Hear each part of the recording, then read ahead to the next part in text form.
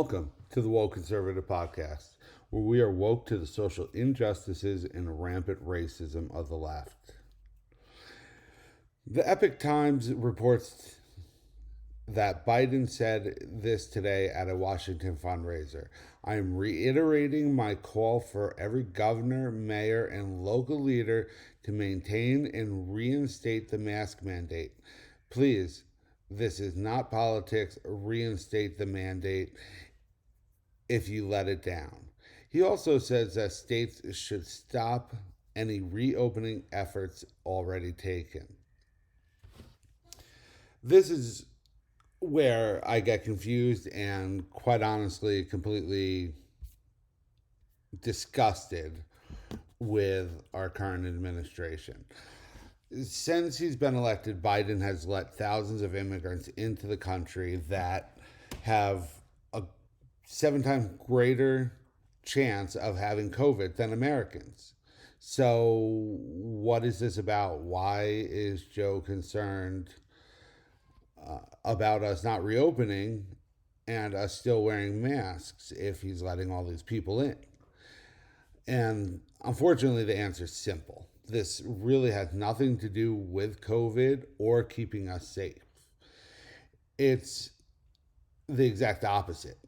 He wants Americans out of work. He wants to hurt our economy. He wants a nuclear family broken down and religion gone. He wants the big businesses like Amazon and Walmart to grow fatter while destroying privately owned local businesses and any businesses that might be a threat to these big businesses.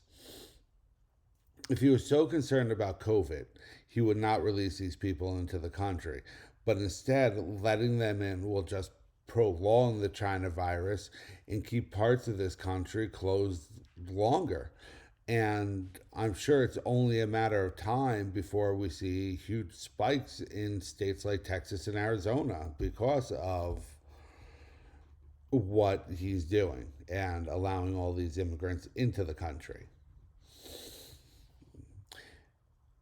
He wants Americans more reliant on the government than ever in such ways as stimulus checks, health insurance, and whatever else the liberal regime can think of. They're trying to take hardworking Americans and force them to be part of their welfare state. They want all of America in this condition, so we need them and we are easier to control. This goes right along with them trying to take our Second Amendment away because if we didn't have guns, we're even more easier to control and manipulate. And making it that we can't live without them. And as all of this is going on, the liberal regime is attempting to cement their liberal reign for 100 years by passing horrendous laws that are completely unconstitutional. But to add to all this, the Epic Times also reports that now the Biden administration is working with the private sector to create vaccine passport requirements. These people are absolutely insane. This is literally unconstitutional. And it's a play right out of dictator regime playbook. I talked about control. Well, what better way to control someone than to also limit where they can travel? If this succeeds, I guarantee you it will not be long till we have virus zones. And if you are in a high risk zone, you won't be able to go to a low risk zone. So, AKA low income areas to high income areas. This will just become another divide between the poor working class and the elites of this country. Luckily, we have people like Governor DeSantis, who said in a press conference today that he will be taking executive action against vaccine passports soon. He also said it's completely unacceptable for either the government or the private sector to impose upon you the requirement that you show proof of vaccine to just simply be able to participate in normal society. So Governor DeSantis is completely right. Like I said, it's unconstitutional. They have no right to force it upon us, which this would eventually do. You know, even if you hold out, eventually at some point, you know, you're most likely going to get it if you have this, if this passport's uh, you know, in, is instated in our country, because everything will just be shut down to you if you don't have the vaccine.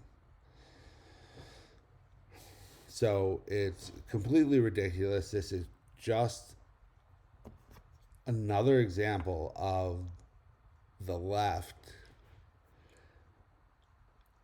being out of control, trying to take away all of our rights. And quite honestly, they need to be stopped.